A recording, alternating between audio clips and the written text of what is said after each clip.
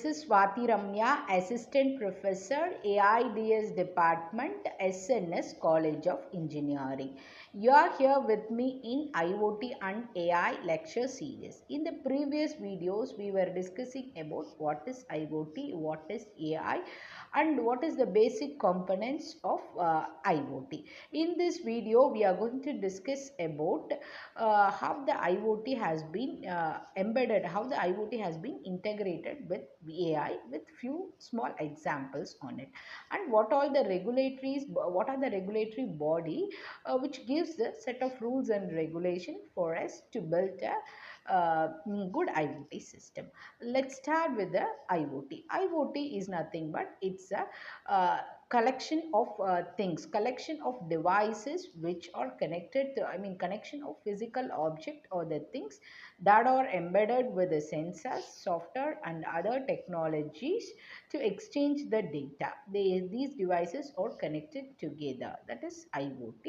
So for example, let's take an example, Google voice controller. Okay, Google home voice controller, how it works. Let's see what we will do. We'll take a mobile and we will give the we'll take the Google Assistants and we'll give the instruction that switch on the fan. Yes, we will do that. That is the Google Home Voice Controller.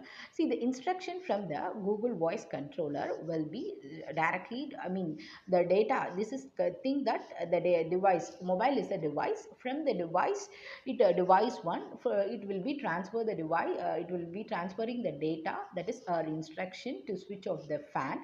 It will be moving towards the other device. Here, the other device will be microcontroller unit (MCU), microcontroller unit. From that device the device is used to control the supply, control the electrical devices like light, fan, all over things. Okay, so what we will do, the microcontroller unit cannot control the power supply of a light or a fan or a refrigerator or any kind of home appliances directly. So it needs a relay board. So from the microcontroller unit, the instruction will be sent to the relay board. Okay, the relay board will depend on our instruction. Here our instruction is to switch on the light, right? So it will give the power, it will control the power supply of the light. It will give the power supply to the light and make the light to glow, right? So this is the basic working principle, basic working of a simple IoT device. We'll give the instruction through the mobile. Here the mobile is the device one. From the mobile, the data will be transferred to the microcontroller unit MCU. That will be the device 2. From the device to microcontroller unit, it will be transferred to the relay board. It is the other device. So from the relay board, instruction will be transferred to the light or fan or anything, any home appliances. See here, here you have to notice a main important thing is mobile is a computing device. MCU, microcontroller unit, is also the partially computing unit, but relay board is not computing unit.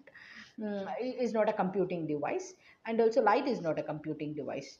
You right? They are a non-computing device. See here, very important thing is you have different computing level devices, not at the same level of computing. See, if you want to transfer the data from mobile 1 to mobile 2, both are computing device. They can have the good interoperability and also good working. Okay, right? But when you try to connect computing device, non-computing device, non-computing device, computing device, mixture of computing and non-computing device, you will have the challenges like interoperability.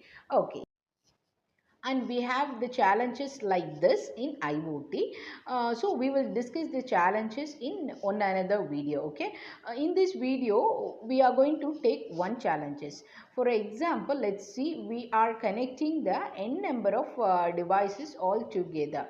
So here the devices has to identify the other device, and also the devices has to prove to the network that itself. Okay, it should have the self recognition, and also it should identify other devices in the network. We are not going to connect 100 devices or 200 devices.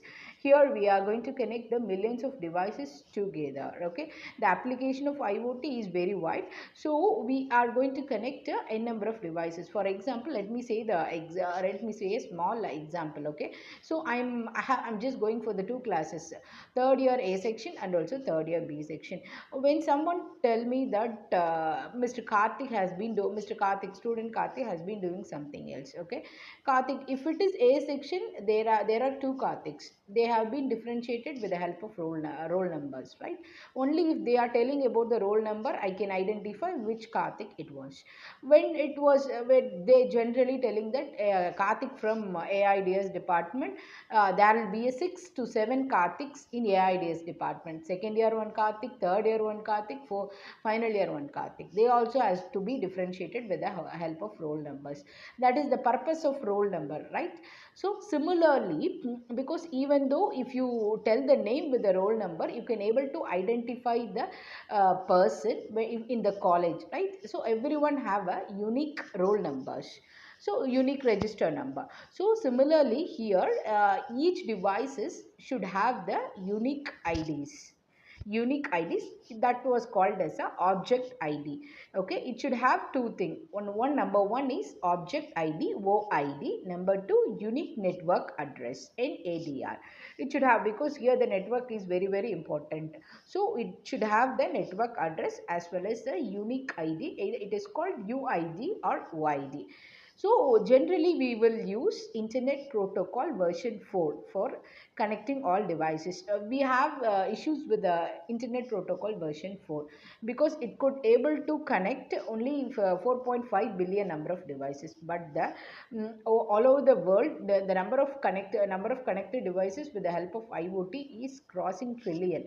So what we are doing is we are migrating IPv4 to VP6, Internet Protocol version 6, which could able to connect 350 trillion number of devices at a time. Okay, Internet Protocol version 6 is the most recent version of Internet Protocol, which is the underlying protocol used to identify and communicate the devices on the network.